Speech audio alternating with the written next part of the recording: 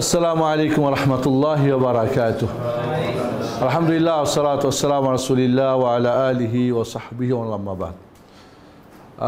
আলহামদুলিল্লাহ, আমরা সর্বশ্রেষ্ঠ ইবাদত সালাত নিয়ে আমরা একটা কোর্স করেছিলাম এর আগেও। আবারও কিছু ভাইদের মানে দাবিতে আমরা শুরু করছি। প্রথমত আমরা সালাতের স্ট্রাকচারটা জানবো যে সালাতটা কী, এরপর সালাতটা বুঝে কীভাবে পড়বো আমরা, সালাতের প্রতিটি কাজ প্রতিটি কথার কি অর্থ রয়েছে এবং এটা আমার মাঝে কি প্রভাব ফেলবে, সালাতটাকে আরও বেশি গুরুত্ব করবে। মুসাল্লিরা পাঁচ প্রকার। কয় প্রকার?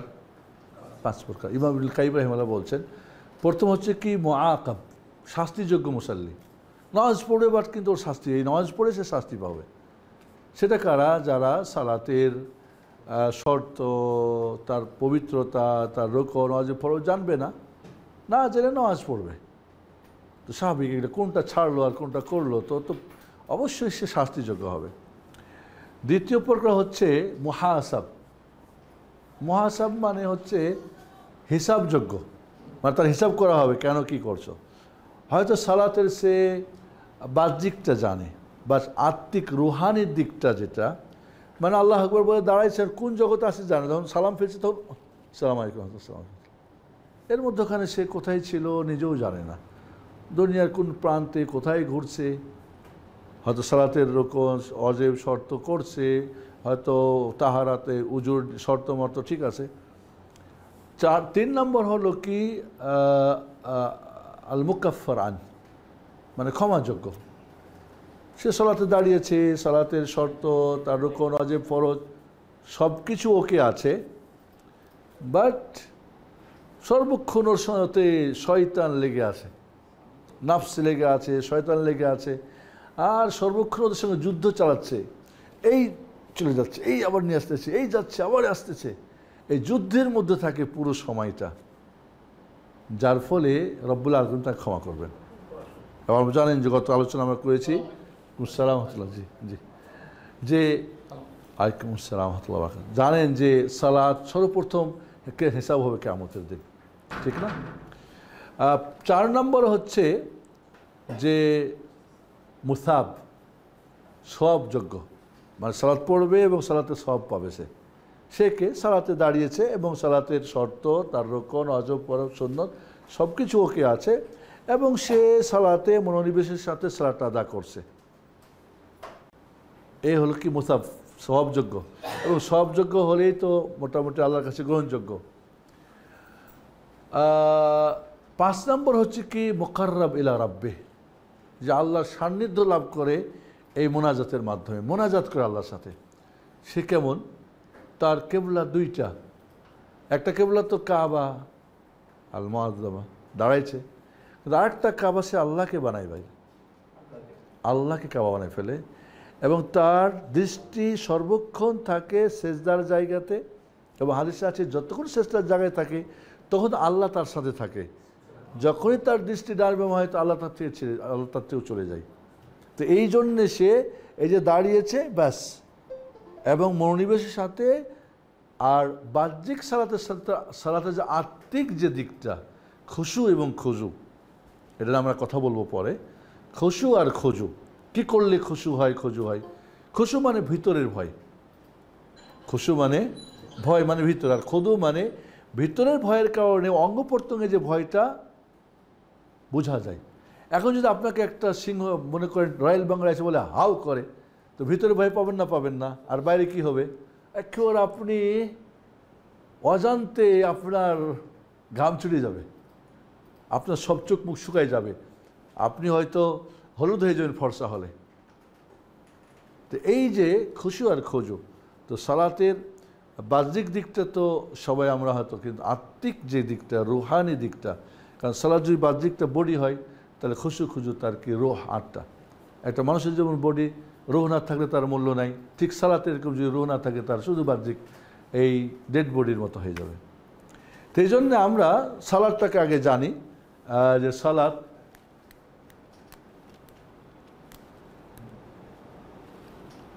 ওকে, এটা মানে আমাদের আপনার পয়েন্টারটা বাসায় রেখে আসছি, নিয়ে গেছিলাম ওকে ইয়েতে, সিলেটে। হ্যাঁ, এটা আগেরটা। তো সিলেট থেকে আনা হয়েছে। মানে ব্যাটারিটা কি করতে হয় নাকি দেখো তো, এই ব্যাটারি আছে দেখো তো, ছোটো ব্যাটারি। শাহিন, এই ব্যাটারি, ছোটো ব্যাটারি কি আছে চার্জ করা দেখো তো? মনে হচ্ছে এই দুইটা অনেক ইয়ে ছিল তো, আমাকে তো কালো হয়ে গেছে। এটা চলবে না, নষ্ট। এটা আগে আগে ছিল এটা।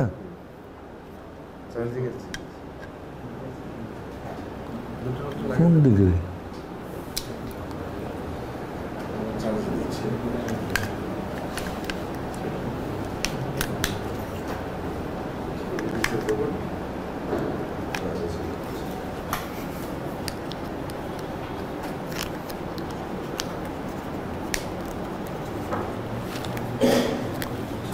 তারও কাজ করে না রে। ওয়ালাইকুম আসসালাম রহমতুল্লাহ। তারও কাজ করে না। না, তুমি ই করে আমাকে দাও, সমস্যা নেই। তা আমরা এখানে সালাতের শর্ত, রকন এবং ওয়াজিব জানবো, এরপর সুন্নত জানবো, এরপরে সালাদটা আমরা শুরু থেকে শেষ পর্যন্ত বুঝে পড়ব। প্রত্যেকটা পার্ট, প্রত্যেকটা কথা কি আসলে এখানে আমাদেরকে বোঝানো হয়েছে। তাতে ইনশাল্লাহ সালাদটা হয়তো আমাদের আগের চেয়ে আরও ভালো হবে আশা করছি ইনশাল্লাহ। চলুন, সালাতের শর্তসমূহ 10টি। সালাতের শর্ত কয়টা? শর্ত যেটা মূল কাজের আগে। শর্ত মানে যে কাজটা কি, যে কাজগুলো মূল কাজের আগে, অর্থাৎ সালাত শুরু করার আগেই 10টা কাজ করতে হবে। ইহা সালাত শুরু করার পূর্বের কাজ। এই কাজগুলো সালাত ফরজ ও সঠিক হওয়ার জন্য শর্ত। কারোর প্রতি সালাত ফরজ হওয়া এবং সালাত শুরু করার আগে যে কাজগুলো, এদেরকে বলা হয় শর্ত। কোনো একটি ছুটে গেলে সালাত বিশুদ্ধ হবে না। ইজা ফাতা শর্ত ফাতাল মাসুদ। শর্ত নাই তো যে জন্যে সেটাও নাই। তাহলে এখানে আপনাকে এই 10টা জিনিস অত্যন্ত জরুরি। প্রথমে কি? ইসলাম। প্রথম সালাত ফরজ হওয়ার জন্য শর্তসমূহ। ইসলাম। মুসলিম যদি না হয় তো সালাত ফরজ না। কোনো কাফেরের প্রতি সালাত ফরজ না, যদিও সে মুসলিম হওয়া এবং সালাত আদায় করা তার প্রতি জরুরি, কিন্তু সে যখন মুসলিম না তো সালাত তার প্রতি ফরজ নেই। নাম্বার 2, এই জন্যে 2, সুস্থ বিবেক।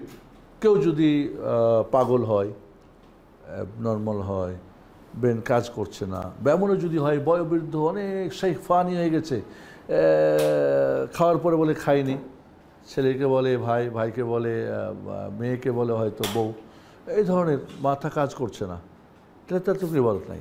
কিন্তু কোনো সময় যদি কাজ করে তখন তাকে পড়তে বলতে হবে। কাজ করছে না, নাই। সিয়ামের যে কোনো ইবাদতের ক্ষেত্রে এই শর্তগুলো যে কোনো ইবাদতের জন্য শর্ত, শুধু সালাতের জন্য না, হজের জন্য, যে কোনো জন্য। 3, ভালো মন্দ পার্থক্য করার জ্ঞান। 7 বছর বয়স হওয়া, মানে এর আগে যে নামাজ পড়ে, নামাজ হয়তো ট্রেনিং হবে, বুঝতে হবে কোনটা রুকু সজদা কি, কমপক্ষে যেন ঠান্ডা গরম বুঝে, 5 টাকা দিয়েছে 3 টাকা ফেরত পাইবে সেটা বুঝে, একটু যেন বুঝ হয় আর কি। একেবারে ছোটো বাচ্চা হয়তো উঠা বসা করবে কিন্তু তার সালাতটা হবে না। 4, সালাত আদায়ের নিষিদ্ধতা না থাকা। যেমন মহিলাদের হায়েজ ও নিফাস অবস্থায় সালাত নিষেধ। ওই অবস্থায় যদি নামাজ পড়ে তাহলে কি নামাজ হবে? ওই মুহূর্তে কি তার প্রতি নামাজ ফরজও না। তাহলে এই 4টা শর্ত হলো ফরজ হওয়ার জন্য। দ্বিতীয়ত, সালাত সহি হওয়ার জন্য শর্তসমূহ। 5 মানে 10-এর 5 আর কি। অপবিত্র বস্তু দূর করা, শরীর, পোশাক ও নামাজের স্থান হতে। অপবিত্র বস্তু যদি হয়, শরীরে হোক, পোশাকে হোক বা নামাজের জায়গায় দূর করতে হবে আগে। ওইটা নিয়ে নামাজ পড়লে নামাজ হবে না, কারণ অপবিত্র রয়েছে। এরপরে 6, পবিত্রতা অর্জন করা। ছোট অপবিত্রতা উজু দ্বারা ও বড় অপবিত্র গোসল দ্বারা। যে অপবিত্র থাকে সালাত পড়লে সালাত হবে না। ছোট যদি হয় তো উজু করে আগে পবিত্রিত হবে। গোসল ফরজ হয় তাহলে গোসল করে তাকে পবিত্র, বড় অপবিত্র হলে তো এটা একটা শর্ত। 7, সতর ঢাকা। পুরুষদের নাভি হতে হাঁটু পর্যন্ত এবং 2 কাঁধ ঢাকা। তাহলে সতর ঢাকা মানে নাভি থেকে নিয়ে হাঁটু পর্যন্ত, আর 2 কাঁধ ঢাকা। কেউ কেউ এক কাঁধ ঢাকলেও হবে বলেছেন। রাসূল বলছেন যদি তার কাপড় না থাকে তার সালাত হবে না। কিছু মানুষ দেখবেন শর্ট পরে, কি বলে টি শার্ট পরে বা গেঞ্জি পরে বা শার্ট পরে, আর দেখা যায় প্যান্ট নিচে নেমে গেছে, হয়তো সামনের দিক নাভির নিচে নেমে গেছে, বা পিছনের দিক হয়তো এই বরাবর, মোট কথা নাভি বরাবর পুরোটাই, হয়তো এদিকে বা এদিকে, তার সালাত হবে না। কিছু মানুষ দেখা যায় সেজদায় গেলে দেখা যায় যে এই অংশটা, পুরো এই অংশটা বের হয়ে যাচ্ছে, দেখেছি এরকম আর কি, সালাত হবে না তার। হ্যাঁ, এখন মনে করেন নাভির নিচে চলে গেছে, কিন্তু ওপরে হয়তো তার শার্ট আছে, অন্য কিছু ঢেকে গেছে, সমস্যা নেই, ঢাকাটা শর্ত, অন্যটাদের সে ঢেকে গেছে, বাকি কোনোটাই নাই, তো কেমনে হবে তাহলে? আর মহিলাদের হাতের কবজি পর্যন্ত মুখমণ্ডল ছাড়া পায়ের পাতাসহ সমস্ত শরীর, মহিলাদের সালাত যখন পড়বে মুখমণ্ডল আর 2 কবজি একটু খুলে রাখতে হবে, বাকি সব ঢাকতে হবে, এমনকি পাতাও ঢাকতে হবে। এটা অনেক শক্তিশালী মত, যদিও কেউ বলছে না পাতা ঢাকার দরকার নেই। আর বিশেষ করে যদি পুরুষের সামনে হয়, সে সালাতটা এমন জায়গায় পড়ছে অন্য পুরুষরাও আপ ডাউন করছে, তাহলে তার পায়ের নিচটাও ঢাকতে হবে।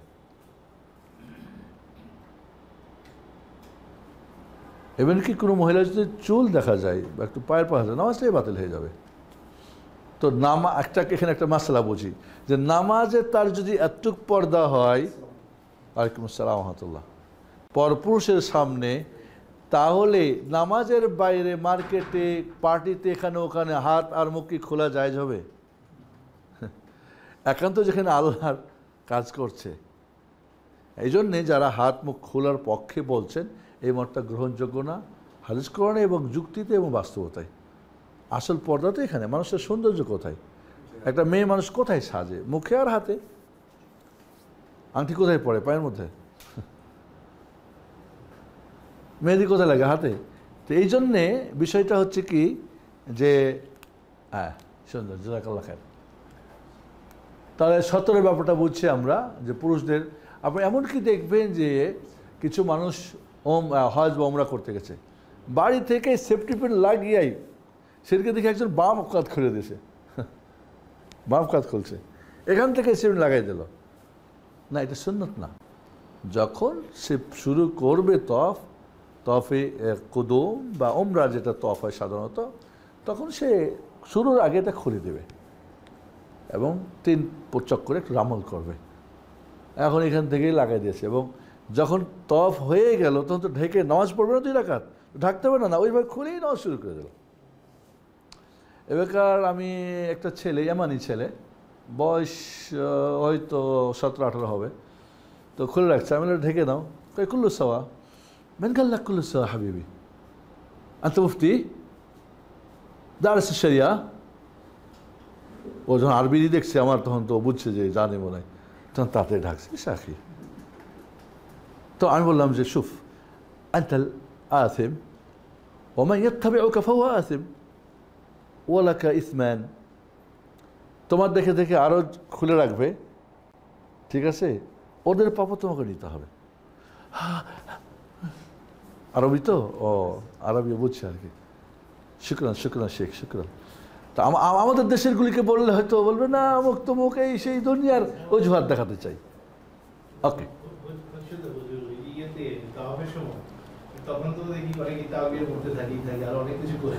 হ্যাঁ, যাই হোক, আসলে আমি তো গত ক্লাস মনে বললাম যে হজ যখন ফরজ হয়েছে আপনার প্রতি, হজের মাসাইল শিখা আপনার প্রতি ফরজ, শিখা যাইতে হবে।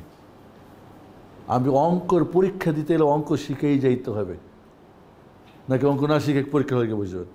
হ্যাঁ, হতে পারে আপনার দেশের হলে চিট করে মিট করে, সেটা তো আসল না। তা আপনি কি আল্লাহর হলেও চিট করে পাস করতে চাচ্ছেন নাকি? মুসিবতটা এখানে আর কি। তাই আর সালাতের সময় হওয়া, 5 ওয়াক্ত সালাতের সঠিক সময় জেনে নেওয়া জরুরি। সালাতের সময় নিয়ে তো আমাদের বেশ কিছুই আছে, আমরা বিষয়টা আলোচনা আসবো, যে সমাতের 5 ওয়াক্তের যে সালাদটা শুরু শেষ কেমনে হয় এবং এটা যে গুরুত্ব রয়েছে সেটা। সময় হওয়ার আগে যদি আপনি ফরজ সালাত পড়েন তো হবে না। হ্যাঁ, যদি আপনি সফরে থাকেন আপনার জন্য আছে, সফরের কিছু বোনাস আছে, যেরকম জোহরের সঙ্গে আসর পড়া যায়, তাকদিম এগিয়ে নেওয়া যায়, আসরকে মাগরিবকে এশার সাথে, এশাকে মাগরিবের সঙ্গে পড়া যায়, বা আপনি হয়তো অসুস্থ বা যে কারণে জমা করা যায় সেটা ভিন্ন, বাট সময় যদি না হয়, তবে আগেরটারই সময় হয়নি, জোহরের সময় হয়নি এখনো, মিলেল হবে নাকি, একটার তো কবে হইতে হবে। তাহলে এই সময় হওয়ার ব্যাপারটাও খুব একটা জরুরি নয়। কেবলামুখী হওয়া ফরজ সালাতের জন্য কেবলা শর্ত। আল্লাহ নবী আলাইহিস সালাম ফরজ সালাত যখন হতো হয় উনি যদি বাহনেও থাকতেন, বাহনকে কেবলামুখী করে ওর উপরে দাঁড়িয়ে নামাজ পড়তেন, অথবা বাহন থেকে নেমে কেবলা হয়ে নামাজ পড়তেন। বা যখন তিনি সুন্নত নফল নামাজ পড়তেন, কোনো সময় বাহনকে কেবলামুখী করে শুরু করতেন, এরপরে ডানে বামে যেখানে যাক, আর কখনো কিছুই করতেন না। এখন ধরেন আপনি যাবেন চিটাগাং, না উল্টা এদিক, আমাদের কেবলা কোন দিক, এদিক, হ্যাঁ চিটাগাং যাবেন, তো উল্টা পুরা আপনি বাসে বসে বসে আপনি নামাজ পড়েন নফল সুন্নত, কোনো সমস্যা নেই, কোনো সমস্যা নেই। রাত্রি আপনি তাহাজ্জুদ পড়তে চান, নফল পড়তে চান, কোনো সমস্যা নেই। বাট যখন ফরজ পড়বেন তখন না, আপনাকে কেবলামুখী হতে হবে। আপনি বিমানে হন, আপনি স্টিমারে হন, বা আপনি যেখানে থাকেন না কেন। জি, কিবলা শর্ত। 10 নিয়ত করা, মুখে নিয়ত পড়া বেদাত। নিয়ত করতে হবে, নিয়ত পড়তে হবে না। আমরা এই জিনিসটা আমাদের মানে বুঝতে হবে। নিয়ত মানে কি? সংকল্প করা, ইচ্ছা করা, দৃঢ়প্রত্যয় করা, মনে মনে। তো নিয়ত মানে যেহেতু ইচ্ছা হয়, তো এটা তো অন্তরের সঙ্গে সম্পর্ক। যদি বলি আব্দুর রাকিব দেখো, কান দিয়ে দেখবা না পা দিয়ে বলো? হাসতেছে, বলো কি দিয়ে দেখবা? তো চোখের কাজ চোখ দিয়ে হয়। যদি বলি ধরো, তো পা দিয়ে ধরবেন নাকি? তো বলো তো, আপনি কান দিয়ে বলবেন নাকি? তো যখনই বলবো আপনি নিয়ত করেন, সংকল্প করেন। আল্লাহ ইন্নামাল আমালু বিন্নিয়াত, প্রতিটি কাজ তার নিয়তের উপর নির্ভর করে। এটা তো মনের, এই জন্য বলছে আর নিয়া মাহাল্লুহাল কালু ও তালাফুযুহা বিদআহ। এটা ওলামাদের একটা আর কি, যে স্থান হচ্ছে অন্তরে, মুখে পড়া বিদআত। ইভেন কি কিছু কিছু ওস্তাজিরা হজে নিয়ত পড়ার কথা বলে, আসলে নিয়ত পড়ার কথা নেই, ঘোষণা করার কথা আছে। আল্লাহর নবী আলাইহিস সালাম তিনি জোহর এবং আসরের সালাত পড়ে নিয়ত করে নিলেন। যখন তিনি বাহনে উঠলেন, তখন তিনি জোরে জোরে বলেন আল্লাহুম্মা লাব্বাইকা উমরাতান বা আল্লাহুম্মা লাব্বাইকা হাজ্জান উমরাতান, কারণ তিনি কেরান হজ করছিলেন। এরপর তালবিয়া পড়া শুরু করলেন। এই সুন্নতটুকু আমরা জানি না আমাদের, বাস ওখানেই শুরু করে দিল। এয়ারপোর্ট থেকে, এখান থেকে, বাংলাদেশ থেকেই শুরু করে দিচ্ছে। এবং ইহরাম পরা এবং বাঁধা দুইটার পার্থক্য বুঝে না বেশিরভাগ। পরেছে মানে বেঁধে নিয়েছে। পরা মানে তো ইহরামের কাপড়টা পরা, বাঁধা মানে নিয়ত করা। আর নিয়া হওয়া দখুল ফির নুসুক, মানে আপনি ইবাদতে মানে উমরাতে বা হজে প্রবেশ করা, যেটা নিয়ত করে। তো এই যে আমরা বুঝি না। হ্যাঁ, আমি নিয়ত করছি। কেমনি নিয়ত করছেন আপনি?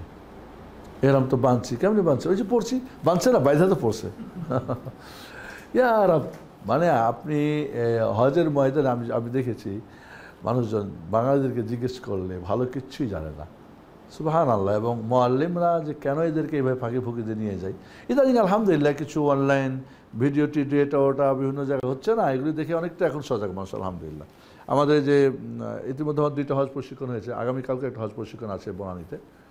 তো আমাদের আরডিসি ইসলামিক সেন্টারে আমরা ওই হজিদের হজ প্রশিক্ষণ 2024 দিয়েছি। বাস প্রতিদিন দেখি কিছু প্রশ্ন আসতেছে, এই করতেছে। আমরা চেষ্টা করছি যে আমরা চেষ্টা করবো আপনাকে সময় দেওয়ার জন্য, জরুরি।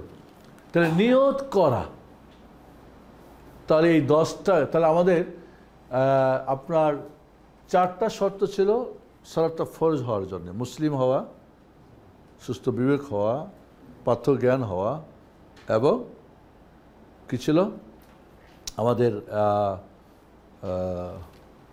এই কি বলে, নিষিদ্ধতা না থাকা, নিষিদ্ধতা মুক্ত থাকা। আর বাকি ছিল 6টা শর্ত আমাদের কি করার জন্যে? সালাতটা বিশুদ্ধ হওয়ার জন্যে। অপবিত্র বস্তু দূর করা, মুখস্থ করতে হবে এগুলি, কিন্তু আপনি বললেন পরে দেখবো আর সময় হবে না। অপবিত্র বস্তু দূর করা, এটা ওয়াজ না, এটা হলো ক্লাস। এটা ক্লাসের মধ্যে মুখস্থ করতে হবে। 2 নম্বরে অপবিত্র কী বলে, অপবিত্র থাকলে পবিত্রতা অর্জন করা, ঠিক না? 3 নম্বর শর্ত হচ্ছে যে আমাদের সতর ঢাকতে হবে। 4 নম্বরে হচ্ছে আমাদের সমাজ হতে হবে। 5 নম্বর হচ্ছে কেবলামুখী হওয়া। আর 6 নম্বরে নিয়ত করা। 2টা যদি আমরা আলাদা ভাগ করি তাও হতো ভালো। তো এই শর্তের কোনো একটা যদি না করেন, নামাজে গিয়ে দাঁড়িয়ে গেলেন, পড়লেন, মুখে পড়লেন, নিয়ত করলেন না, নামাজ হবে না।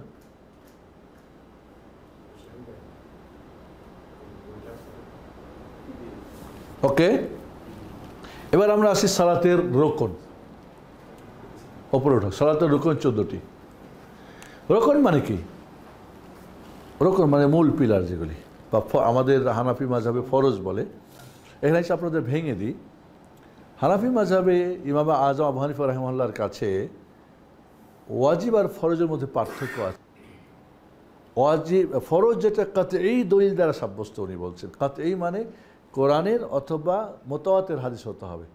মুতাওয়াতির হাদিস বলা হয় যে এত অধিক সংখ্যক প্রত্যেকটা স্তরে বর্ণনাকারী থাকবে যে মিথ্যার অবকাশ থাকতে পারে না। হয়তো প্রত্যেক স্তরে মানে 10 জন বর্ণনা করছে। আল্লাহ নবী থেকে সাহাবী 10 জন, সাহাবী থেকে তাবি 10 জন, তার থেকে আর মানে এমন আর কি, একে কাতঈ বলে। যদি এমনটা না হয় তাহলে জন্নে ওটা হয়ে গেল কি ওয়াজিব, আর এরপর তো সুন্নত। অন্য 3 মাযহাব ইমামদের কাছে ওয়াজিব ফরজের মধ্যে কোনো পার্থক্য নেই, যেটা ওয়াজিব সেটাই ফরজ, যেটাই ফরজ সেটাই ওয়াজিব। তবে এর উপরেরটা কি? রোকন। এর উপরেরটা কি? রোকন, ওয়াজিব, ফরজ, সুন্নত। বুঝে আসছে? তো এখানে রোকন এবং এই ইসলাহটাই বেশি সঠিক ইনশাআল্লাহ। কোনো রোকন ইচ্ছাকৃতভাবে ছেড়ে দিলে সালাত বাতিল হয়ে যাবে, আর অনিচ্ছাকৃতভাবে ছুটে গেলে পূরণ করে সহসেজদা করলে সালাত হয়ে যাবে। তো রোকন সালাতের মূল পার্টগুলো, মূল পিলারগুলো, যদি কেউ ইচ্ছা করে ত্যাগ করে নামাজ বাতিল। আর যদি অনিচ্ছাকৃত কোনো একটা ছুটে যায় তাহলে ওটাকে পূর্ণ করে সহসেজদা দিলে নামাজটা হয়ে যাবে। ওয়াজিব কিন্তু ওয়াজিবগুলো কি? যে ইচ্ছা করে ছাড়লে নামাজ বাতিল হবে, অনিচ্ছাকৃত ছুটে গেলে পূরণ করার দরকার নেই, সহসেজদা দিলে হয়ে যাবে। যেমন ধরেন সেজদা কয়টা? 2টা। এখন একটা সেজদা দিয়ে একজন উঠে গেছে, তাহলে কি রোকন ছুটে গেছে? এখন যদি কেউ সহসেজদা দিয়ে পূরণ করতে যাবে, ছুটে গেছে, সহসেজদা দেবো, শেষে সালাম ফিরবো, হয়ে যাবে না? হবে, নামাজ বাতিল হয়ে যাবে। তাহলে কী করতে হবে? আমি মনে করি নামাজ দাঁড়িয়ে গেছি, পড়ছি, এখন দ্বিতীয় রাকাতের ওই সেজদায় যাওয়ার আগে যদি মনে পড়ে যে আমার প্রথম রাকাতে একটা সেজদা ছুটে গেছে, যখনই মনে পড়ে তখনই সে সেজদায় চলে যাবে। হ্যাঁ, যে কোনো অবস্থা, হয়তো সূরা ফাতিহা পড়ছিল বা অন্য কিছু, বা রুকু বা মনে পড়ছে না, তাহলে বাদ দিয়ে চলে যাবে সেজদায়।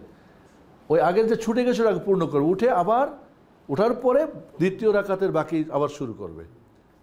এটা লোকন, কারণ ছুটে গেছে যেহেতু, ওকে পূর্ণ করে তারপরে লাস্টে সহসেজদা করবে।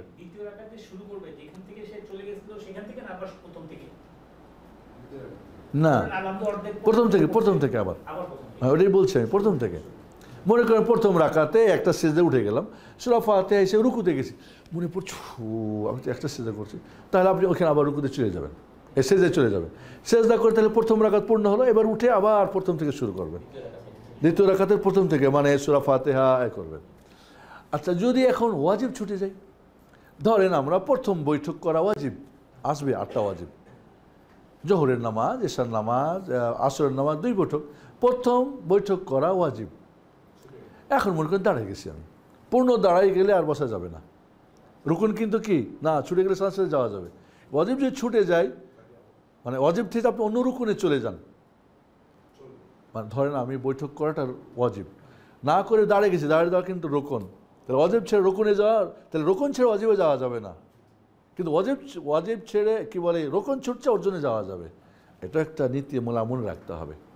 ফিককে তো, ফিক মানে কি জানেন? ফিকা মানে সূক্ষ্ম বুঝ। কালকে আমি আমাদের ফারাইজের একটা কোর্স হচ্ছে, এই যে মিরাজ বটরে, কিছুক্ষণ বলার পরে সব আউলিয়ে যাই, পরে একটু আবার ডানে বামে একটু করি ওদেরকে, এরপর আবার একটু নিয়ে আসি। তাই বললাম যে এরকমই, কারণ ফরাইজকে বলা হচ্ছে ইলমুল ফরাইজ নিসফুল ইলম, জ্ঞানের অর্ধেক নিসফুল ফরাইজ, ফারাইজের জ্ঞান। তো আলহামদুলিল্লাহ মোটামুটি আমার ভাইরা যা করছে, চেষ্টা করছে বোঝার জন্য। আসলে তো কিছুটা তো আছে, কে হলো কেমনি ছোট ছোট কথা, এই একটা কথার মধ্যে আর একটা মশলা হয়, ফিক সূক্ষ্ম বুঝ। ওকে, তাহলে আমাদের এখন যদি প্রথম বৈঠক ছুটে গেছে, দাঁড়িয়ে গেছি, আমি বসবো না, তাহলে আর দাঁড়িয়ে যাবো না, আর একটা রুকুনে চলে আসছি। হ্যাঁ, যদি আমি মনে করেন সে যাতে উঠতেছিলাম লাস্ট ফাইনাল না হারাক, তাহলে বসে দিতে পারবো। তাহলে আমাকে উঠে যেতে হবে, আমার ওয়াজিব ছুটে গেল। আপনি নামাজের শেষে গিয়ে সেজদা দিলেই ওয়াজিবটা পূর্ণ হয়ে যাবে। কিন্তু রুকুন পূর্ণ করে সেজদা, আর ওয়াজিব হলো কি সেজদা দিলেই হয়ে যাবে। বাকি সেজদার কারণ হয় বেড়ে গেছে না কমে গেছে না সন্দেহ হয়েছে, সন্দেহ হলে কি করবে? আচ্ছা, আপনার একটা মাসলা জিজ্ঞেস করি, সাহু সেজদার মাসালা শিখা ফরজে আইন না ফরজে কিফায়া? মানে ইমাম সাহেব জানলে আমরা মুক্ত, নাকি আমাদেরও জানতে হবে? ফরজে আইন, কারণ আমার তো নফল সালাত আছে, আমি একাই তো ফরজ সালাত করতে পারি কোনো সময়। কিন্তু আমাদের দেশের সাহু সেজদার ইনশাআল্লাহ আমাদের ইমাম সাহেবরাই 50 জানে না। যা জানে মাযহাবের জানে, যা ভুল জানে, সাহু সেজদার সঠিক নিয়মটাই জানে না, যেটা আল্লাহ নবী করেছেন আলাইহিস সালাতু ওয়াস সালাম। তো এই জন্যে সালাতের ব্যাপারটা, সালাত পুরোটাই ফরজ আইন, যেহেতু সবার জন্য করে নেয়। চলো তাহলে আমরা রুকুনটা পড়ি। আবার কোনো রকম ইচ্ছাকৃতভাবে ছেড়ে দিলে সালাত বাতিল হয়ে যাবে, আর অনিচ্ছাকৃতভাবে ছুটে গেলে পূরণ করে সাহু সেজদা করলে সালাত হয়ে যাবে। দাঁড়ানো অবস্থায় 5টি, 14টি দাঁড়ানো অবস্থায় কয়টা? আমরা একটু ভাগ করছি মানে মুখস্থ রাখার জন্য। কী কী 5টি? শরীরের শক্তি থাকা অবস্থায় ফরজ সালাতে দাঁড়ানো। গায়ে শক্তি আছে, ফরজ সালাত দাঁড়াইতে হবে, বসে নামাজ পড়লে নামাজ হবে না। বাট গায়ে শক্তি আছে, নফল সুন্নত পড়লে হয়ে যাবে, নাকি পাবেন হাফ, কিন্তু ফরজ সালাত হবেই না। অকুমুলিল্লাহি কানিতিন, দাঁড়াইতে হবে আপনাকে। পার্থক্য বুঝেন কিন্তু? হ্যাঁ। 2 নম্বর,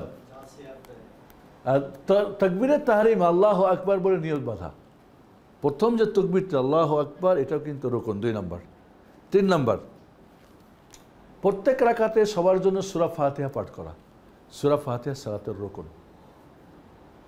এখানে একটু সূরা ফাতিহার একটু মাসলা আপনাদের বলি। যদি ইমাম হন রুকুন, পড়তেই হবে না, নামাজ বাতিল।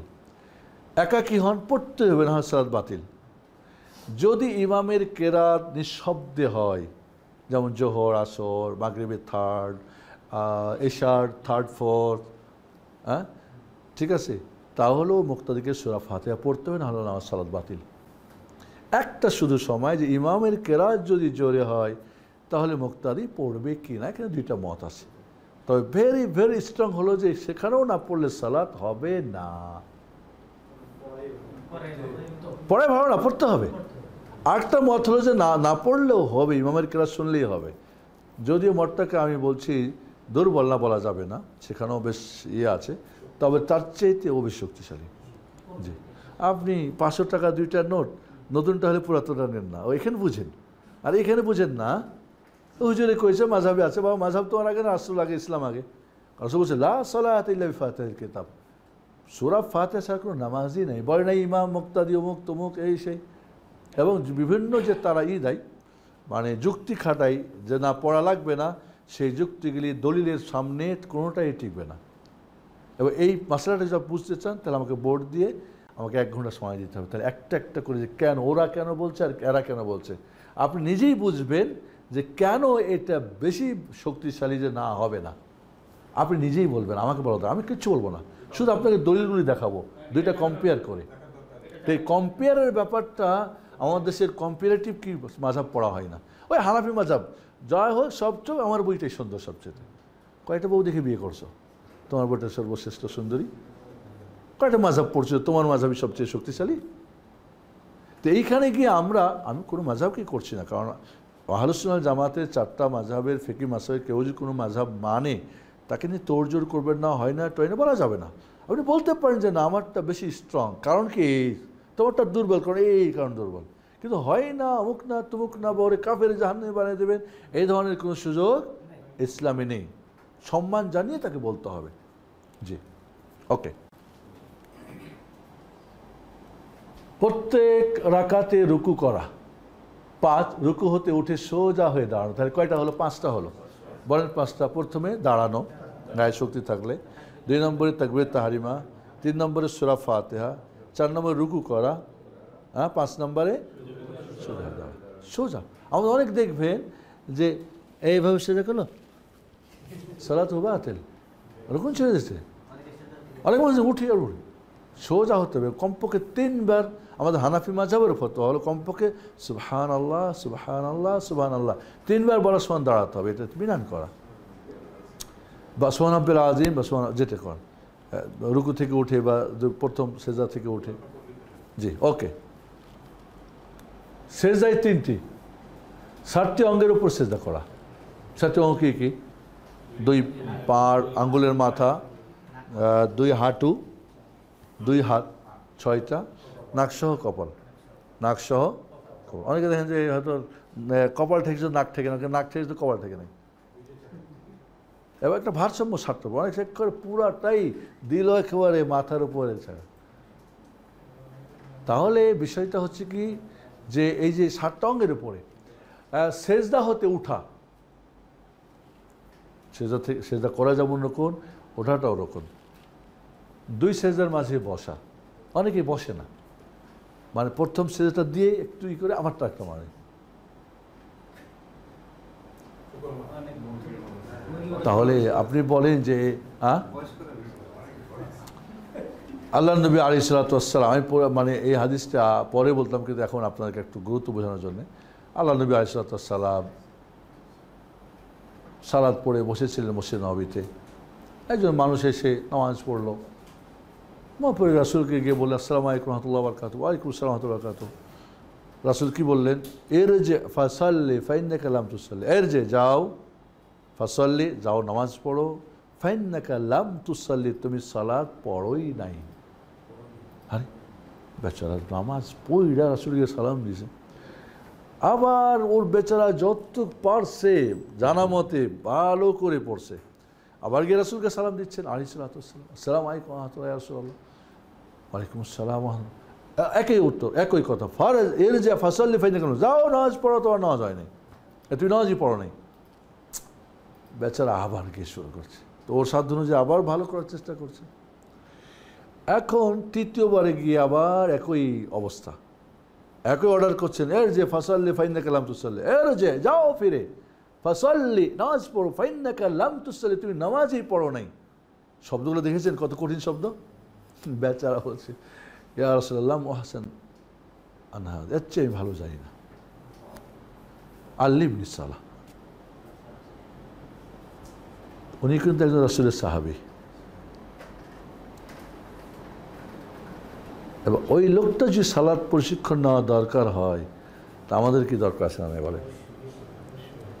হ্যাঁ, এবং কেন ওই লোকটার নামাজ বারবার রিপিট করতে বলছিলেন? এই রুকুন ছুড়ে দিচ্ছিলেন, ওই যে তাড়াহুড়া, ইতমিনান করা, এতেদাল করা। ইতমিনান কি? ধীর স্থির। আমি রুকুতে গেছি ধীর স্থির। এতেদাল মানে কি?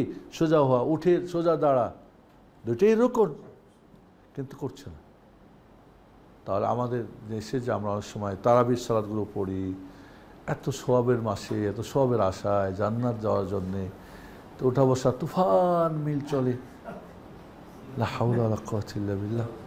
এবং কোন মসজিদে কে কত তুফান, ওইখানে গেছি বিমুক্তের ভিড়, হাইব্রিড। হ্যাঁ, তাই সেজদা তাহলে কয়টা হলো?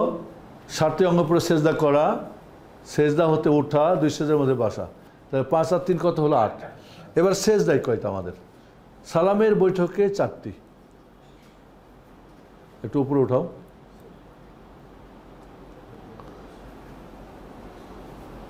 সালামের বৈঠকে 4টি, বৈঠকের জন্য বসা।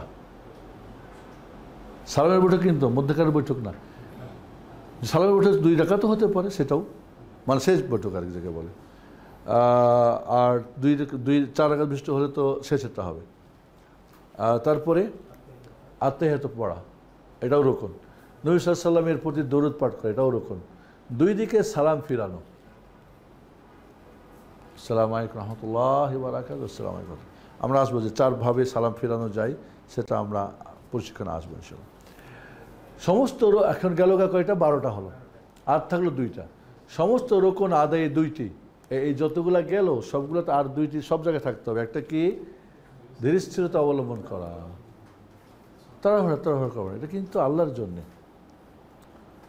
কাজে আল্লাহ কোয়ালিটি দেখবেন, কোয়ান্টিটি খালি উঠো বসো না, আপনি কোয়ালিটি দেখেন। ওকে, ধারাবাহিকতা বজায় রাখা। আপনি সেজদা করে তারপর রুকু করেন, হবে নাকি? সূরা ফাতিহার আগেই পড়ে নিলেন, সূরা মিলে তারপর সূরা ফাতিহা পড়লেন, না, তো এই যে ধারাবাহিকতা আছে, এটা বজায় রাখা, ধারাবাহিকভাবে করা। তো এই 14টা হলো রুকুন। আমরা আবার একটু বলি। প্রথম কি? দাঁড়ানো। 2 নম্বরে তাকবীরে তাহরিম আল্লাহু আকবার বলা। 3 নম্বরে সূরা ফাতিহা পড়া। 4 নম্বরে রুকু করা। 5 নম্বরে রুকু থেকে ওঠা। ওকে, আমাদের সেজদাতে 3টা। সেজদা করা 7টা অঙ্গের পরে, সেজদা থেকে উঠা, মধ্যে বসা। আপনি দেখবেন এই রুকুনগুলো আমরা হয়তো করি, কিন্তু সঠিকভাবে করি না, মানে যথাযথ করি না। আচ্ছা, আপনি যদি সাধারণ মানুষকে জিজ্ঞেস করেন যে বলো তো আমাদের রুকুন কয়টা, বলতে পারবে? শুনেই থাকে আমাদের হানাফি মাযহাবের 13টা।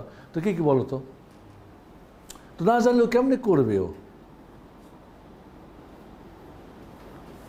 সূরা ফাতিহা পড়তে হবে না, কোনো অবস্থায় পড়তে হবে না।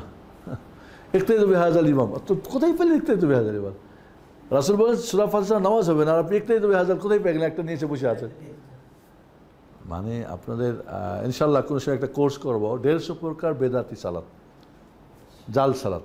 মানে 150 প্রকার নামাজ আছে যা পুরাটাই জাল বানানো, বেদাতি নামাজ। এবং দেখবেন ওরা ওই নামাজগুলি পড়ে, ফরজ নামাজ পড়ে না, ওইগুলি পড়ে। সবাই 100 রাকাত পড়ে না, 12 রাকাত পড়ে, কেউ আরও পড়ে। লাইলাতুল মিরাজ সালাতুল রাকায় পড়ে, আর কত আছে সালাত তাদের। তাহলে আমরা ইনশাল্লাহ 14টা রুকুন জেনে গেছি ইনশাল্লাহ, ঠিক না? এটা আরেকবার রিপিট করি। সালামি বৈঠকে 4টা। কি? শেষ বৈঠকের জন্য বসা।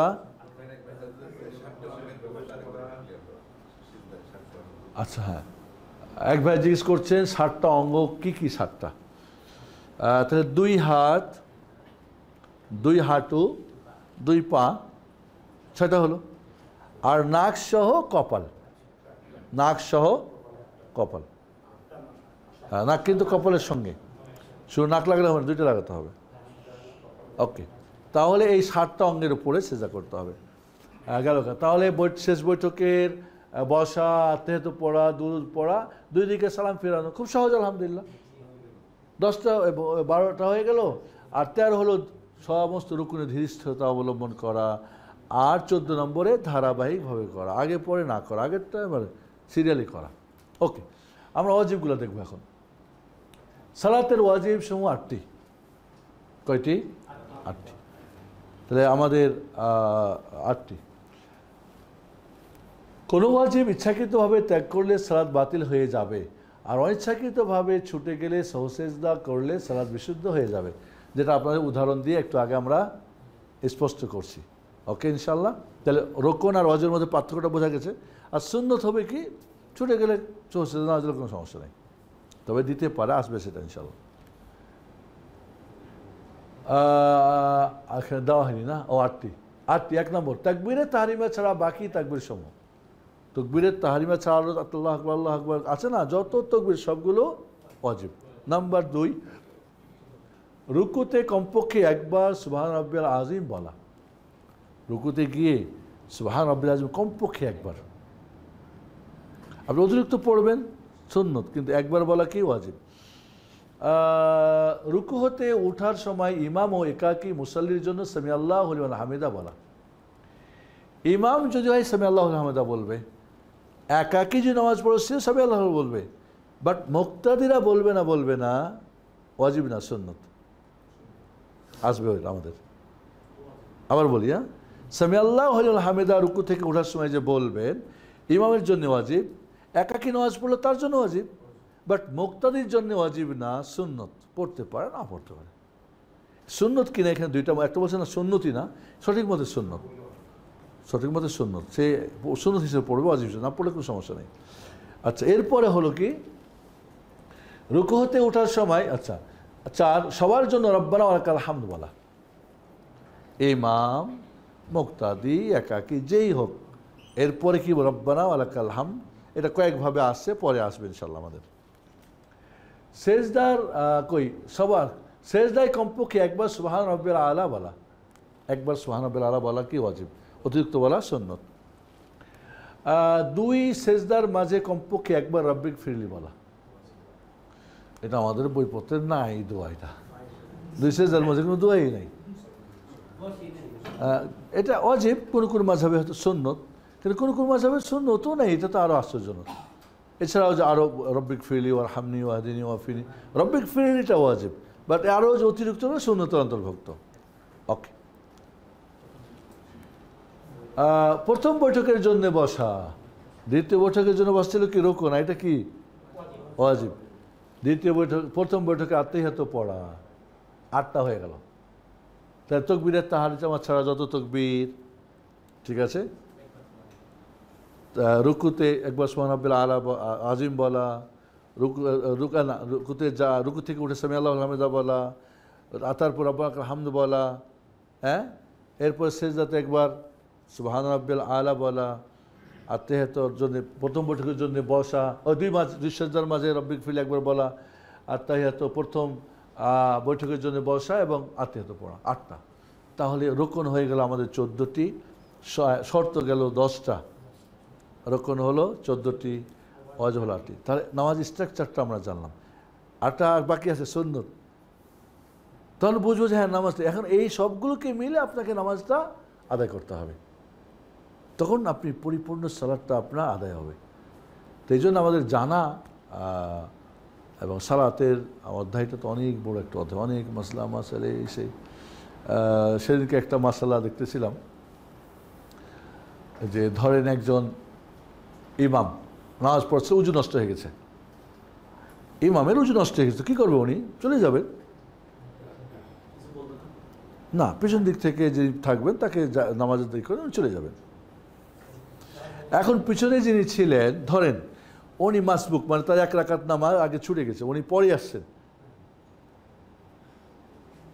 আসছেন মনে করেন, কথার কথা লোকটা এখন দেখা যাচ্ছে 2জনের মধ্যে, এখন ওকে আগে ঠেলে দিচ্ছে, ও হয়তো একটু জানাচ্ছে না, বা অনেক লোক আছে ইমামতে, মানে কি বড় কঠিন একটা বিষয়, ও যাবেই না, তাকে ধরে বাঁধতে দেন। তাও এখন ধরেন যে লোকটা ইমামের জায়গায় দাঁড়ালো, মাসবুক, মানে তার 1 রাকাত নামাজ ছুটে গেছে, এখন তো সে যখন নামাজ পূর্ণ করবে তখন তো 1 রাকাত তার বাকি আছে, সালাম ফিরাবে না ফিরাবে না?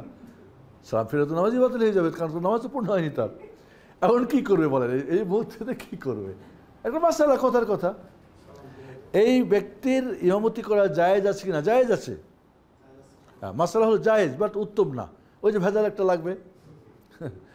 এখন ওই ব্যক্তি কি করবে আর মুক্তাদিরা কি করবে? মাসালা হলো এই, মনে করেন 4 রাকাত নামাজ হয়ে গেল, 1 রাকাতে ওর মনে করেন 1 আগে ছুটছে, মুক্তাদিরা সবাই বসে থাকবে, মুক্তাদিরা সবাই বসে থাকবে যাদের নামাজ পূর্ণ হয়ে গেছে, আর যাদের বাকি আছে তার সাথে উঠবে। ওকে, এখন উনি আর একটা পড়ে আত্মাহিয়াত বৈঠক শেষ করে যখন সালাম ফেরাবেন, সবাই সালাম ফেরাবে। আচ্ছা, সহজ করে দিই, সহজ একটা ধরি, অন্য একটা মাসালা ধরি, ইমাম সাহেব 5ম রাকাতে উঠে গেছে, তাকে সুবহানাল্লাহ বলা হয়েছে, লোকমা দেওয়া হয়েছে, উনি কনফিউজ। যদি কনফার্ম হওয়ার পরও না বসে পড়ে, সবার নামাজ বাতিল হয়ে যাবে। আমাদের ইমামরা দাঁড়িয়ে গেলে আর বসে না, ওইটা মাসলা আসতেছি। এখন ইমাম সাহেব সন্দেহ, না আমার তো 1 বাকি আছে, তাহলে উনি দাঁড়িয়ে যাবেন, আর যারা কনফার্ম তারা বসে থাকবে, দাঁড়িয়ে গেলে তাদের নামাজ বাতিল হয়ে যাবে। যারা কনফার্ম যে 4 হয়ে গেছে, এরাও যে ইমামের সঙ্গে দাঁড়ায় যায় তো নামাজ বাতিল, আমাদের সবাই তো দাঁড়ায় যায়, সবার নামাজ বাতিল নয়, এখানে ইমাম ফলন নাই। আর যারা সন্দেহ বা যারা নামাজ কম আছে তারা দাঁড়াবে, ইমাম সাহেব শেষ করে বৈঠক করে সালাম ফিরলে ওরা সালাম ফেরাবে। তো একটা মাসালা, তো আসলে ফিকহ বিষয়গুলি অনেক অনেক ছোট ছোট ছোট ছোট ছোট বিষয় আছে। আমি মনে করি আমাদের দেশের ইমামরা সঠিক ইমামতির মাসআইল আমার মনে হয় এদের কম জানা আছে, ওই মাযহাবের মাসলা দিয়ে এরা চলে। দেখেছি তো সৌসেদা, দেখেছি কি উল্টাপাল্টা করে, আরে বাবা নামাজ ভুল হলেই সব আবার প্রথম থেকে পড়ো। তো আল্লাহ নবী তো কখনোই প্রথম থেকে নামাজ পড়েনি, রাসূলের জীবনে কোনো নামাজ প্রথম থেকে তৃতীয় পড়েনি, উনি সৌসেদা করছেন পূর্ণ করে। তা আমরা বাস ওকে। তাহলে এই যে ওয়াজিব ফরজ সুন্নাত, আপনি যদি রোকন ওয়াজিব না জানেন সৌসেদা কেমনে করবেন? সো সেজদার মাসালাটা পুরোটার সঙ্গে সম্পৃক্ত। ওকে ওকে, আমরা এবার আসি সালাতের। নাও এখানে কি আছে? নাই, আরেকটা ফাইল নাও, সুন্নতের ফাইলটা নিয়ে আসো। জি,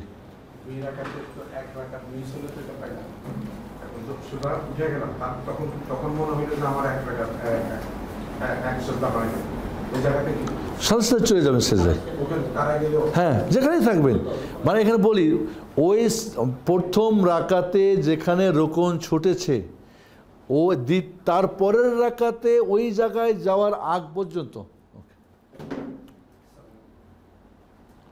প্রথম রাকাতের যেখানে রোকন ছুটেছে পরের রাকাতের ওই রোকনে যাওয়ার আগ পর্যন্ত যখনই মনে হবে তখনই চলে যেতে হবে। কিন্তু কিন্তু যদি আপনি ওইটা অতিক্রম করেন আগেরটা বাদ হয়ে যাবে।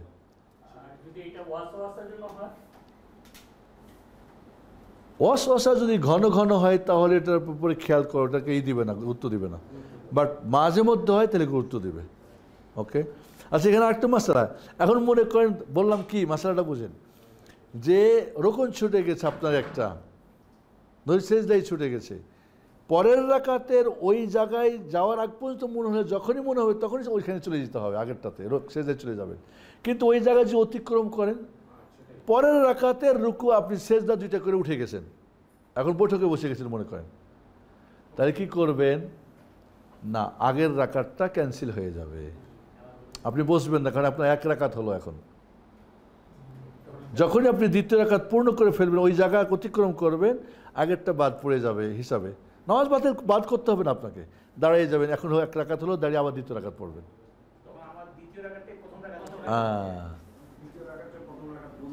আপনারা হুজুরাকে ছোট মনে করছেন, হুজুররা কিন্তু অনেক সূক্ষ্ম সূক্ষ্ম জিনিস পড়তে হয় ওদেরকে।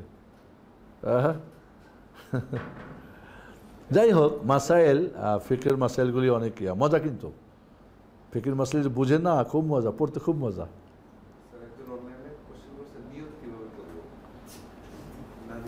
জি, নিয়ত কিভাবে করবেন এক ভাই প্রশ্ন করেছেন, নাজির ভাই। ও নাদিতা বোন, নিয়ত করতে হবে, পড়তে হবে না। পড়া তো কি নাওয়াইতু মুসাল্লি লিল্লাহ, এটা তো নিয়ত করবেন কিভাবে? মনের মধ্যে সংকল্প আসাটাই নিয়ত। কোন নামাজ, কয় রাকাত নামাজ, ধরি জোহরের নামাজ। আপনি কি, আচ্ছা ঈদের সালাত আর জুমার সালাত একই না? একই কি না? তো কেউ কি ঈদের সালাতে জুমার সালাতে নিয়ত হয়? কি বলেন আপনারা? আর জুমা থেকে ঈদের সালাতে নিয়ত হয়, অটোমেটিক তো হয়ে যায়, হবে না? হবে না। এখন মনে করেন ইস্তেসকার সালাত আর ঈদের সালাত একই নিয়ম, তো আপনি কি ইস্তেসকাতে ঈদের সালাত মনে করে নেবেন? তাহলে নিয়তটা হচ্ছে বোন, মনের মধ্যে সংকল্প করা। আপনি যখন নামাজে দাঁড়াচ্ছেন তাহলে না, কারণ আপনার নিয়ত যেহেতু এটা শর্ত, আপনি দৃষ্টি সেজদার জায়গায় রেখে মোটামুটি আপনি একটা মনের মধ্যে জিনিসটা নিতে হবে, এইটাই হলো নিয়ত। এখন অনেক মনে মনে পড়ে, মানে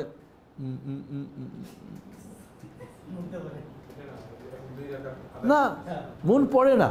আচ্ছা একটা বোবা মানুষ কিভাবে নিয়ত করবে? ও তো পড়তে যায় না, কিন্তু তো নিয়ত তো করতে, নিয়ত না করে নেওয়া যাবে, হবে না তো। জি জি, মনে মনে দরকার নেই, জাস্ট হ্যাঁ ওইটাই, পড়া লাগবে না, মনে মনে পড়াও লাগবে না। জাস্ট আমি জোহরে যখন, এটা তো অটোমেটিকলি যখন আমি মসজিদে যাচ্ছি, তাহিয়াতুল মসজিদ এবং আমি কি বলে বা সুন্না বা ফরজ, এটা অটোমেটিক তো আপনার মনে আসবে। মন তো দূরত্ব কাজ, হ্যাঁ মনের মধ্যে আনা, ওইটাই হলো কয় রাকাত, কোন সালাত, বাস কোন সালাত কয় রাকাত, বাস। এই যে নিয়ত করেছেন 4 রাকাতের, ওই জন্য পঞ্চম রাকাতে উঠে গেলে জেনে বুঝে নামাজ বাতিল, চেঞ্জ করা যাবে না নিয়ত। এখন দাঁড়ায় গেলেন, মনে করেন এশার নামাজের নিয়ত, এখন আপনি মাগরিব পড়েন নাই 3 রাকাত, ওখানে আপনি ওই অবস্থায় মাগরিব বানিয়ে নেবেন, হবে না, নামাজ বাতিল হয়ে যাবে। নামাজ মাগরিব পড়লেও হবে না, হবে না, কারণ আপনি নিয়ত তো করেছেন। তাহলে ভেঙে দেন, নিয়ত ভেঙে দিয়ে আবার নতুন করে নিয়ত করেন। তাহলে একটা মাসালা যে নিয়ত কখন চেঞ্জ করা যায়, কখন করা যায় না, বিষয়টা অনেক আগে একবার একটু ডিটেলস দেখছিলাম। আর এই জিনিসগুলো তো চর্চা হয় না, আবার একটু ঝালাই করতে হয়। তো একসময় হয়তো এই বিষয়টা আমরা ইনশাল্লাহ যে কোনটাকে নিয়ত চেঞ্জ করা যাবে, কোনটা যাবে, কিছু জায়গায় চেঞ্জ করা যাবে, কিছু করা যাবে না, মুতলাক মোকায়েদ করা যাবে, মুতলাক কী করা যাবে, ফরজ নফল, সুন্নত নফল, এগুলো একটু আছে, কিছু নীতিমালা আছে। আমরা এক সময় হয়তো বিষয়টা আমাকে এই মুহূর্তে বলতে গেলে হয়তো আমি ভুল করে ফেলবো, তো এই জন্য একটু আবার নতুন করে বলার চেষ্টা করবো। আপনার কোশ্চেন? জি ভাইজান। মসজিদে ঢুকে 2 টাকা তাকবীরে নিয়ত করছি, তখনই মনে হলো যে না 2 না 4 টাকার সাথে ওই 2 টাকা, তখন কি করব? 4 রাকাত নিয়ত করে ফেলছেন? না 2 রাকাত করছি, কিন্তু আমার তো নামাজ 4 রাকাত না 2 রাকাত। 2 রাকাত তাকবীর মসজিদ, 2 রাকাত সুন্নাত, জোহরের সুন্নতই বলি। হ্যাঁ হ্যাঁ, আমি নিয়ত করছি তাকবীর, ওই জায়গাতে আবার পরে খেয়াল হলো যে ওইটা তো আমাকে এর সাথে অ্যাড করতে হবে। হ্যাঁ, আপনি এখানে যখন আপনি দাঁড়াচ্ছেন, তাহিয়াতুল উজু, তাহিয়াতুল মসজিদ আর রাকাতাই আল জোহর, জোহরের 2 রাকাত, এই 3টে এক নিয়তে পড়তে পারবেন আপনি। এখন উনি বলছেন যে আমি একটা করেছি, এখন 2টা করে নেবো এরপরে। না, আমি এখন এই মুহূর্তে বলতে পারছি না, কারণ নিয়ত চেঞ্জের ব্যাপারটা আমার একটু কনফিউজ। এখনকি আমি মনে করেন তাহিয়াতুল উজু করছি, এখন কি এর সাথে জোহর করে ফেলছি, এখন জোহর করতে পারবো কিনা, মনে হয় করা যাবে না, ভেতরে ভেজাল হয়ে যায়। হ্যাঁ, আব্দুল রাকিব, বিষয়টা পুরোটাই আমরা স্থগিত রাখলাম। হ্যাঁ, যে নফল ফরজকে নফল করা যাবে, নফলকে ফরজ করা যাবে কি না, বা কোনটা করা যাবে। আমি হয়তো ইমাম ছিলাম, একাকী নামাজ শুরু করলাম, আমি এখন ইমামের নিয়ত করতে পারবো না? হ্যাঁ পারবো, আমি একাকী নামাজ শুরু করছি, একজন এসে আমার সাথে দাঁড়ায় গেল। দেখেন মাসালা, আমি যদি এখন ইমামের নিয়ত চেঞ্জ করে নিই তাহলে ওর নামাজটা হবে। আর আমি যদি বলি, এমনও আছে মানে আমি তো ওকে নিব না, এরকম করছে বাঙালিরা, সৌদি আরবে শুনছি বাঙালি এরকম করছে। তো এই জন্য সৌদি আরবে ওদের একটা আছে, কেউ যাকে কি নামাজ পড়ে ওর পিঠে হাত লাগলে টাচ করবে, হালকা কি করবে, টাচ করবে, মানে ওকে বলছে আমি আপনার অনুসরণ করছি, মানে ও এখন ছিল একাকী মুনফারিদ, এখন ইমামের নিয়ত করে ফেলবে।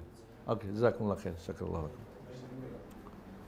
তো এই জন্যে কোথায় চেঞ্জ করব আর কোথায় করব না, বিষয়টা আমাদের একটু এই মশলাটা একটু রেখে দিচ্ছি, কারণ আর একটু বলবো আমরা ইনশাআল্লাহ। এখানে আমরা সময় শেষ, আজান হবে, প্রশ্ন উত্তরই করি, আর বাকি আমরা সুন্নতে না যাই। তবে সুন্নতগুলো 2 ভাগে ভাগ করা হয়েছে, একটা কাউলিয়া, একটা ফেলিয়া। কাউলিয়া যেটা পাঠ করি আমরা, যে সুন্নতগুলি কি বলি, এটা কি কাউলিয়া, পড়ার যে সুন্নতগুলি, এটা হচ্ছে 17টা, আর করার প্রায় সব মিলে প্রায় সুন্নত হবে 55টা। 55টা হলো ফেইলি, মানে কাজ, 55টা কাজ নামাজের মধ্যে সুন্নত, আর 17টা হলো বলা, কথা, দুয়া সুন্নত। তো এই আমরা ইনশাআল্লাহ এই সামনের ক্লাসে হয়তো আমরা চেষ্টা করবো যত আগা যায়, এরপরে আমরা নামাজের প্রতিটা পার্ট বুঝে কোনটার অর্থ কী আমরা করব, চেষ্টা করব। আমরা তো প্রতিদিন নামাজ পড়ি, যে আজকে যে পড়লেন শর্ত আর রোকন আর ওয়াজিব, এটা একটু নামাজের মধ্যে মানে গণনা করার চেষ্টা করবেন, তাহলে মুখস্থ হয়ে যাবে ইনশাআল্লাহ। জি, আর কারোর প্রশ্ন আছে?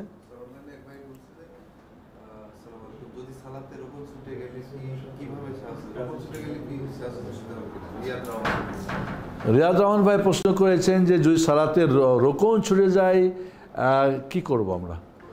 যদি ইচ্ছা করে ছাড়েন নামাজ বাতিল, ভুলে যদি ছুটে যায় তাহলে রোকনটা পূর্ণ করতে হবে, পূর্ণ করে লাস্টে গিয়ে সেজদা দিলে নামাজটা হয়ে যাবে।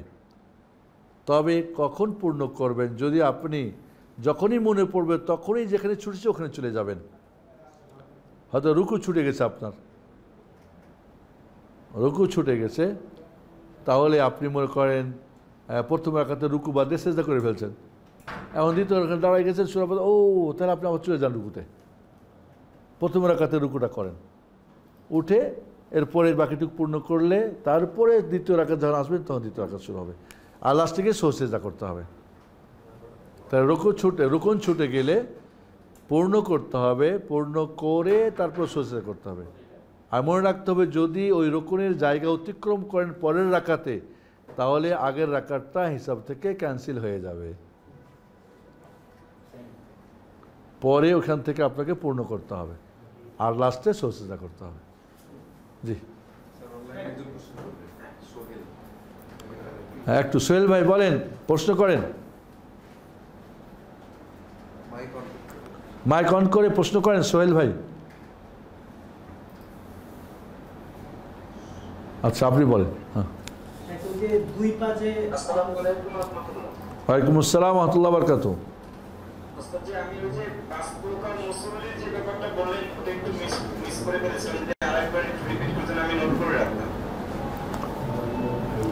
প্রথম প্রকার মুসাল্লি মুআকাব, শাস্তিযোগ্য মুসাল্লি, যে সালাতের শর্ত, রোকন, অজেব, ফরজ এগুলি কিছুই করে না, আদায় করে না, জাস্ট সালাত তার খেয়াল খুশি মতো পড়ে, মুআকাব, শাস্তিযোগ্য। দ্বিতীয় প্রকার হচ্ছে কি মুহাসাব, হিসাবযোগ্য, মানে তার হিসাব করা হবে কেন করো নাই। সে হলো কি যে রাকানের নামাজের হয়তো শর্ত ঠিক করছে, রোকন অজেব করছে, বাট নামাজে যখন দাঁড়াইছে খুজু নাই, নামাজের ভিতরে দাঁড়িয়ে দুনিয়া ঘুরতেছে, আল্লাহ আকবার বলছে আর লাস্টে ওর সঙ্গে সালাম ফিরছে, আর বাকি কিছুই জানে না কোথায় আছে না আছে। এ হবে কি হিসাবযোগ্য। ওমান হোস নোকেশ, ওমান নোকেশ হালাক। রাসূল বলছেন যার আল্লাহ হিসাব নেবেন তার তন্ন তন্ন নেবেন, আর যার তন্ন তন্ন নেবেন সে হালাক হবে। এই জন্য কিয়ামতের দিন মুমিনদের কি আল্লাহ শুধু বাস ওকে দেখাবে আর যাও যাও, কারণ হিসাব যদি ধরে তাহলে কিন্তু সে কি হালাক হয়ে যাবে। রাসূল বলছেন ধরবে না, বাস দেখো তোমার কি করছো। আর হিসাব ইয়াসিরা। আর 3 নম্বর মুকাফফারান, যার ক্ষমাযোগ্য মুসাল্লি, নামাজে দাঁড়িয়েছে, রোকন শর্ত, রোকন, ওয়াজিব, সুন্নত ঠিক আছে, আর তবে নামাজে একাগ্রতার ক্ষেত্রে মুশকিল, ডানে বামে চলে যাচ্ছে, এই নফস নিচ্ছে, এই শয়তান নিচ্ছে, আবার যুদ্ধ করছে, আবার ফিরে আসতেছে, পুরো নামাজে যুদ্ধ চালাতে থাকে, ক্ষমাযোগ্য মুসাল্লি, ক্ষমাযোগ্য, মুকাফফারানহু মানে কাফারা হয়ে যাবে তার। থার্ড হলো কি মুসাব, মুসাব মানে কি সওয়াবযোগ্য, মানে যে নামাজে দাঁড়িয়েছে, শর্ত, রোকন, সুন্নত, নফল সব ঠিক আছে এবং নামাজে পরিপূর্ণ নামাজ সে আদা করে, সব পাবে। আর লাস্ট হলো কি আল মুকাররাব ইলা রাব্বি, আল্লাহ সান্নিধ্য লাভকারী মুসাল্লি এই সালাত দিয়ে। কারণ কি আল্লাহ বলছেন বান্দা আমার সবচেয়ে সান্নিধ্য লাভ করে কিসের মাধ্যমে? ফরজ আদায়ের মাধ্যমে। এটা হাদিসে কুদসি, ওই যেটা ওয়ালিদের হাদিস আর কি, বেশি ওরাই করে। ওয়ামা ইয়াজালুল আবদু ইয়াতাকাররাবু ইলাইয়া বিন-নওয়াফিল, আর এরপরে যত নফল বেশি বেশি পড়ে তত আমার নিকটে হয়ে যায়, আমার সান্নিধ্য লাভ করে পড়ে। হাত্তা উহিব্বা, আমি আল্লাহ তাকে ভালোবেসে ফেলি। সুবহানাল্লাহ। আল্লাহ যখন কাউকে ভালোবাসে জিবরিলকে ডাকে, জিবরিল আমি অমুককে ভালোবাসি, তুমি ওকে ভালোবাসো, অর্ডার করে, তখন জিবরিল তাকে ভালোবেসে ফেলেন এবং বলো 7 আসমানের সমস্ত ফেরেশতার কাছে এই লোকটার নাম ফেরেশতারা পৌঁছে দেয় এবং সবাই তাকে ভালোবাসে। চিন্তা করেন, মানে আল্লাহর ভালোবাসা পাওয়াটা। আমরা সবাই আল্লাহকে ভালোবাসি, কিন্তু আল্লাহকে আমাদের ভালোবাসে, ঠিক না? আমরা আল্লাহকে ভালোবাসি দাবি করি, বাট আল্লাহকে আমাদেরকে ভালোবাসে। এই জন্য আমরা একটা ছোট্ট বই পাইছিলাম আপনার, আল্লাহর প্রিয় বান্দা হতে চাই। হ্যাঁ, ওইখানে যে আপনি কীভাবে আল্লাহ আপনার ভালোবাসবে, এই কাজটা কীভাবে আপনি করবেন, এটা খুব জরুরি। আমরা আশিক ইলাহি আশিক, কিন্তু আপনাকে আল্লাহকে আপনি ভালোবাসে আসলে খুবই জরুরি মশালাটা। তো এই জন্যে কেমন সালা নামাজের শর্ত, রুকুন, ওয়াজিব, সুন্নত সব কিছু এবং কায়মন ও বাক্যে খুজু, মানে নামাজে ভয় ভিতরে বাইরে একেবারে আল্লাহর জন্যে। তার তখন করে কি, তার কেবলা তো পশ্চিম দিকে, কিন্তু আরেকটা কেবলা আল্লাহকে সে বাড়ায় নেয়, এমনভাবে সে দৃষ্টি রাখে সে যার জায়গায় এক বিন্দু ডানে বাম হতে দেয় না। আর হাদিসে আছে কিন্তু যখনই সে ডানে বাম চোখ ফিরাবে আল্লাহ তার থেকে ফিরে যাবে। কঠিন একটা বিষয়। আর এই নামাজই আমাদের প্রচণ্ড অভাব, বরং হয়তো প্রথম 2 প্রকারই বেশি, হয়তো আল্লাহ মাফ করুক আমাদেরকে, আল্লাহ তুমি ক্ষমা করো। আর এই জন্যে নামাজের মজা পাই না আমরা, মজা পাবে শেষের 2 প্রকার, এহসানের সাথে যারা সালাত পড়বে। তো এই পর্যায়ে হ্যাঁ আপনাকে হয়তো চেষ্টা করতে হবে, জিহাদ করতে হবে, করে করে করে করে যাইতে হবে, ইনশাআল্লাহ আল্লাহ যেন কবুল করেন। হ্যাঁ, 7 অঙ্কের যে 2 অঙ্ক যে পায়ের থেকে বৃদ্ধাঙ্গুলি ওই আঙ্গুলিগুলোকে সবই লাগতে হবে। হ্যাঁ সমস্ত আঙুল, হ্যাঁ সমস্ত আঙুল। আবার একটা আছে দুইটা মিলানো, ওখানে মিলে তো ওই আঙ্গুলগুলো অনেক সময় লাগতে চায়। শোনো, কেন লাগবে না? লাগার কি আছে, লাগার কি আছে?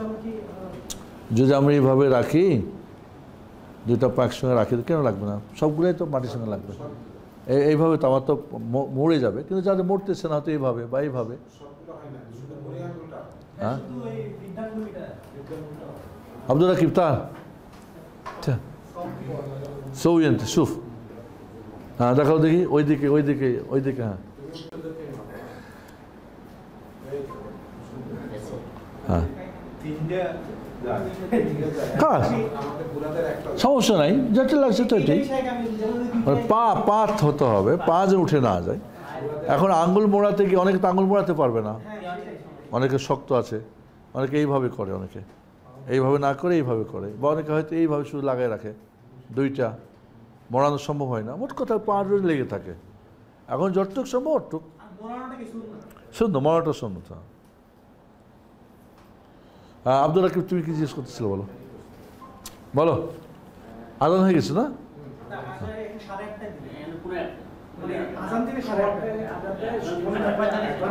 ও নামাজ 15 মিনিট, ও তাই,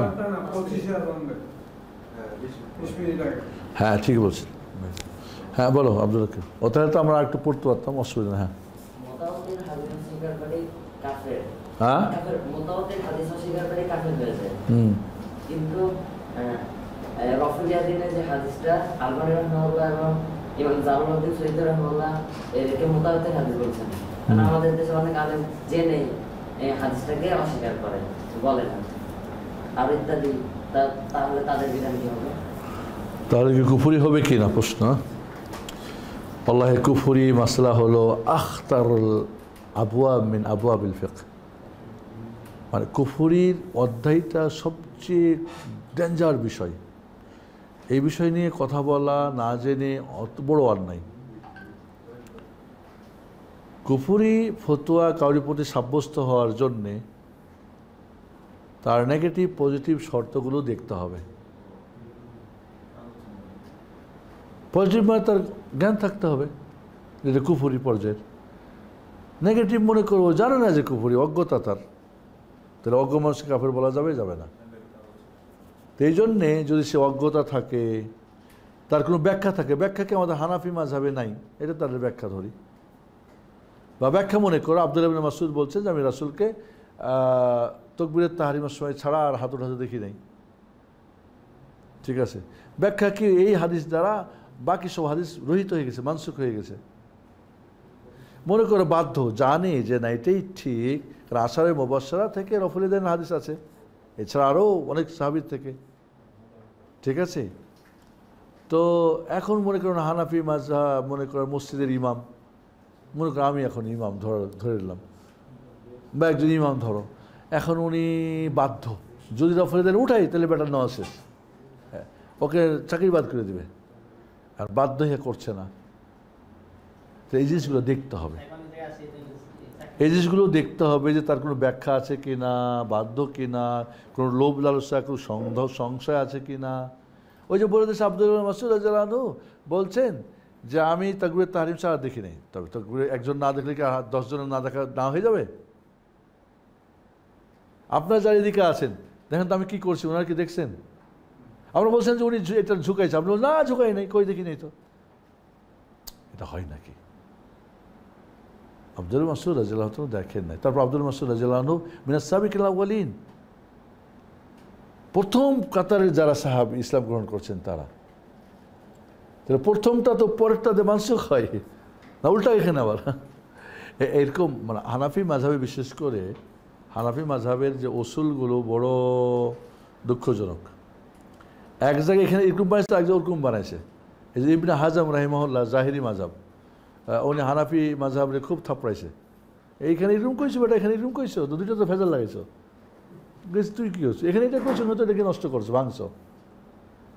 অনেক খুব ছিলেন, তীক্ষ্ণ বুদ্ধির মানুষ ছিলেন। তো কথা হচ্ছে এটা না, আমাদের এইভাবে উনি এই জন্যে উনি যে করেছেন সেটা আমরা সমর্থন করছি না। উনি যেভাবে মানে খুব শক্ত করে বলছে বা করছে সেটা আমরা বলছি না, এটা উচিতও না, কখনোই না। তো বিষয়টা হচ্ছে যে তাহলে যারা রফল ইয়াদাইন করছে না, মতওয়াতের হাদিস ঠিক আছে কিন্তু বলছে রহিত হয়ে গেছে। কোনটাতে রহিত হলো? আব্দুল মাসুদে সব রহিত হয়ে গেল, আর ওইটা কেন উল্টাটা হয় না? ওইটা দিয়ে এটা রহিত হয়ে যায় না? তাহলে বলবে ওটা আমার মাঝহাবে আছে আর আমি মোকাল্লিদের কাজ কি যা আছে তাই মানে ডানে বামে যাওয়া যাবে না। তো সব মিলে তাহলে তার একটা অজুহাত আছে, কাজটা কাফের হওয়া যাবে না। বুঝছেন ব্যবস্থা? জি। এখন আল্লাহ সর্বত্র বিরাজমান, কুফরি আকিদা, বাট যে আকিদা রাখতেছে তার ধারণা হলো যে আমাদের হাজার হাজার আলেমরা বলছে এটা কেমনে ভুল হয়, এটাই ঠিক, বরং ওদেরটাই ভুল। সন্দেহ। তো এই জন্যে যদি কেউ স্বঘোষিত এবং এই ধরনের যারা হবে, হ্যাঁ, এবং জেনে বুঝে অস্বীকার করবে এবং তাকে দলিল দস্তবিজ দিয়ে তাকে বোঝানো হবে, আকিদার মাসলা যদি হয় বিশেষ করে, এটা তো ফিকি মাসালা, তখন তার কুফরি বিষয়টা এবং তার পিছনে নামাজ না পড়া উচিত হবে তার আগ পর্যন্ত। আর ছোটোখাটো যেগুলি বিদাত করছে বা হয়তো জানে না, অজ্ঞতা আছে, বেশিরভাগ তো অজ্ঞ, আমি মনে করি। মূর্খ আর না হয় জানে, ভুল জানে, আর না হয় জানলে মানে না। তিনটের একটা, এর আগে বারবার বলছি আপনাদের, এই তিন প্রকারই তো মানুষ আমাদের সমাজে। জানে না, জানলে ভুল জানে, অথবা জানলে মানে না। বাট সঠিক জানে, নিজে মানে, অন্যকে জানতে মানতে বলে। এই আনাম তারিফ গ্রুপের সংখ্যা খুবই কম, যার ফলে সব জায়গায় প্রতিটি জায়গাতেই উলট পালট উলট পালট উলট পালট। এবং দুনিয়া আলাদা উলট পালট কেন হবে না যদি দিন আলাদা হয়?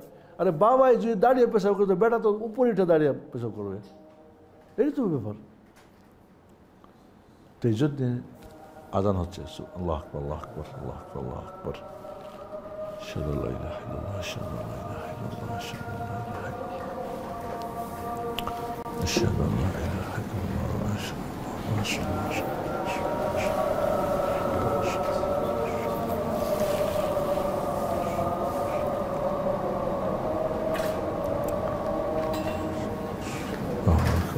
শেষ করে দাও।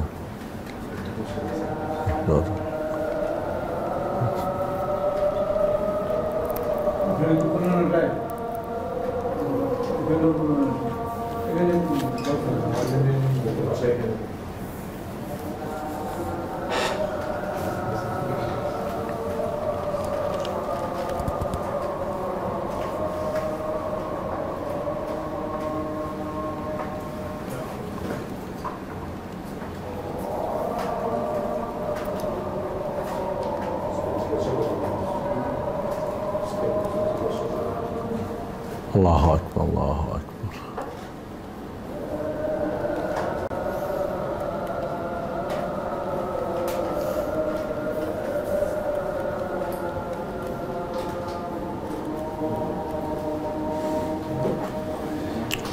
আল্লাহু আকবার, আল্লাহু আকবার, লা ইলাহা ইল্লাল্লাহ, সাল্লাল্লাহু আলাইহি ওয়াসাল্লাম।